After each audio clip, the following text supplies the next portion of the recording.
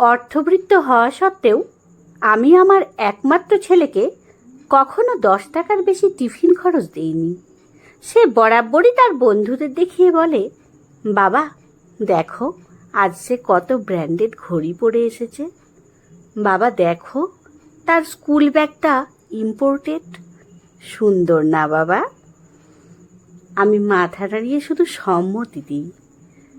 আমার ছেলের সাহস কিন্তু হয়নি কখনো সেম জিনিসটা চাওয়ার। একদিন তার পায়ে সামান্য ব্যথা। স্কুল যাওয়ার সময় বলল, বাবা আমাকে তোমার সাথে অফিসের গাড়িতে নিয়ে স্কুলে নামিয়ে দেবে? আমি তার সমস্যার কথা বিবেচনা করে বললাম, ঠিক আছে।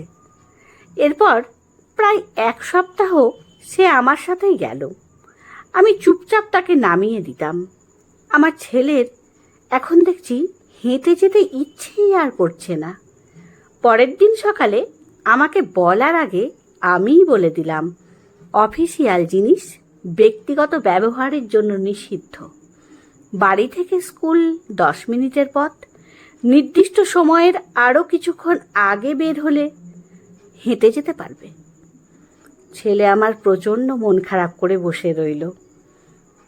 এদিকে আমার স্ত্রীও মন খারাপ করছে। কেন করি এমন, এর উত্তর জানা নেই।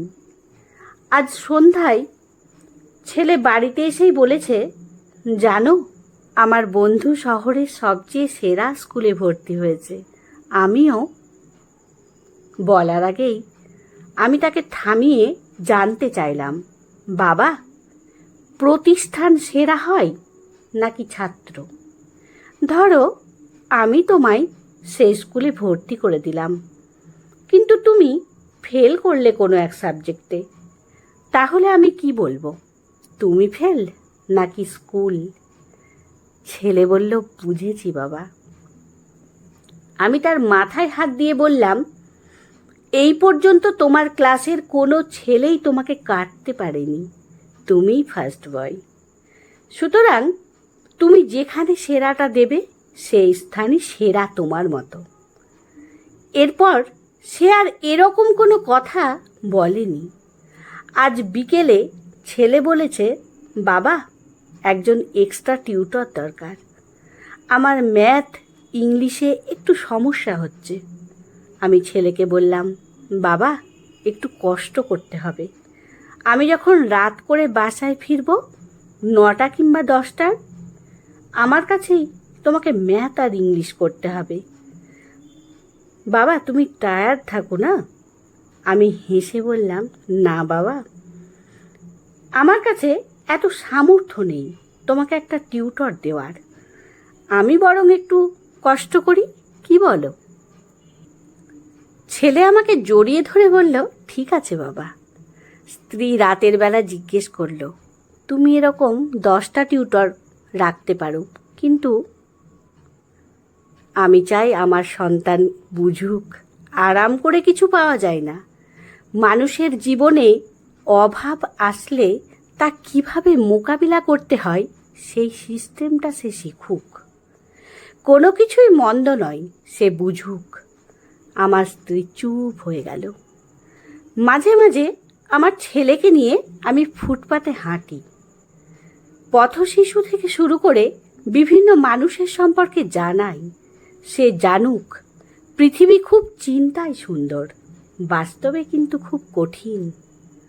আমি চাওয়া মাত্রই তাকে কিছু দিই না। একদিন সে বলেছিল, বাবা তুমি এরকম কেন? আমি বলেছিলাম, সময় হলে বুঝবে। 2-3 দিন পরে সে ইলিশ পোলাও খাবে। তাকে বললাম, টাকা তো কম, তোমার কাছে কিছু আছে? থাকলে ইলিশ আনা যাবে। ছেলে আমার 50টি 10 টাকার নোট বের করে দিল। আমি অবাক হয়ে বললাম, তুমি খরচ করনি? সে মুচকি হাসি দিয়ে বলল, না বাবা, জমিয়েছি। আমার পরিচিত এক ভাই স্কুলে না খেয়ে আসে, কোনো টাকাও নেই তার কাছে। আসলে সে খুব অসহায় বাবা। আমি মাঝে মাঝে তাকে ক্ষুধার্ত দেখে বুঝতে পারি, সেদিনই তার সাথে খাই, কারণ তখন সে না করে না। অন্যান্য দিনগুলো টাকা খরচ করি না, জমিয়ে রাখি। কারণ বাসা থেকে মা যা দেন তা তো যথেষ্ট। কারণ কিছু মানুষ সামান্যটুকুও পায় না। আমি ছেলের দিকে তাকিয়ে আছি। সেই গোছানো টাকা নিয়ে আরও টাকা মিলিয়ে ইলিশ এনে ছেলেকে ইলিশ পোলাও খাওয়ালাম। ইচ্ছে করেই অভাব ফিল করাই, যাতে সে বুঝুক জীবনটা কঠিন, অনেক কঠিন। ঈদের বাজারে গিয়ে তাকে বলেছি সাধ্যের মধ্যে নিতে হবে। সে একটা প্যান্ট নিয়েছে শুধু। জানতে চাইলে বলে, তোমার জন্য পাঞ্জাবি আর মায়ের জন্য শাড়ি নিয়েছি। আমি হাসলাম। সে বুঝতে শিখেছে টাকা কিভাবে খরচ করতে হয়। একদিন বসে বসে বলছে, বাবা, সায়েমটা আর মানুষ হলো না, অথচ আঙ্কেল তার জন্য উজাড় করে দিয়েছেন। যা চেয়েছে সে তার সবটাই তাকে দিয়েছেন। আমি ছেলেকে বললাম, আমি কি তোমাকে কিছু দিতে পারিনি? ছেলে আমার কোলে মাথা রেখে বললে, প্রতিটি চাহিদা পূরণ করে শিখিয়েছ অভাবে যেন স্বভাব নষ্ট না হয়।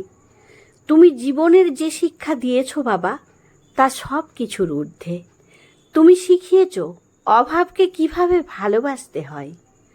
আমি এখনও জানি আমার বাবা ছাড়া কিচ্ছু নাই। বাকিটা আমাকে করে নিতে হবে, সব কিছু ইউটিলাইজ করতে হবে। আমি সাধারণ জামা কাপড়ের হীনমন্যতায় ভুগি না বাবা, কারণ আমি জানি আমি কে। তোমার দেওয়া শিক্ষা আমি সারা জীবন ধরে মনে রাখবো বাবা। চাওয়া মাত্রই পেয়ে গেলে। আমি কখনো জানতামই না 50 দিন না খেয়ে টিফিন মানি জমালে 500 টাকা হয়। তুমি আছো বলেই সম্ভব। আমি মানুষকে মানুষের চোখে দেখি। আমি বুঝি জীবন কত কঠিন। আমার স্ত্রী আজ খুব খুশি। বুঝতে পেরেছেন আমার উদ্দেশ্যটা। প্রায় 10 বছর পর ছেলে প্রাইভেট কার কিনেছে নিজের ইনকামে। হাসতে হাসতে বলে, বিগত 5 বছরের টিফিন মানি আর বোনাসের টাকা জমিয়ে এটা কিনেছি। বুঝতে পেরেছিলাম ছেলে আমার সঞ্চয়ই হয়েছে, সাথে হয়েছে ভালো মানুষ। সপ্তাহখানেক পরে যাবতীয় সম্পত্তি তার নামে লিখে দিয়ে বললাম, সামলে রেখো বাবা। ছেলের দলিল আমার হাতে দিয়ে বলল, তোমরা সাথে থেকো, আমার আর কিছু লাগবে না। আজ তাকে বুকে জড়িয়ে ধরে আমার স্ত্রী নীলিমাকে বললাম, দেখেছ, আমি ভুল করিনি। আমি আমার সন্তানকে মানুষ করতে গিয়ে জীবনের শ্রেষ্ঠ শিক্ষাটাই দিয়েছি, যেমনটা আমার বাবা আমাকে দিয়েছিলেন। আমি অভাবে সন্তানকে লজ্জিত হওয়া নয়, বরং দৃঢ় থাকতে শিখিয়েছি।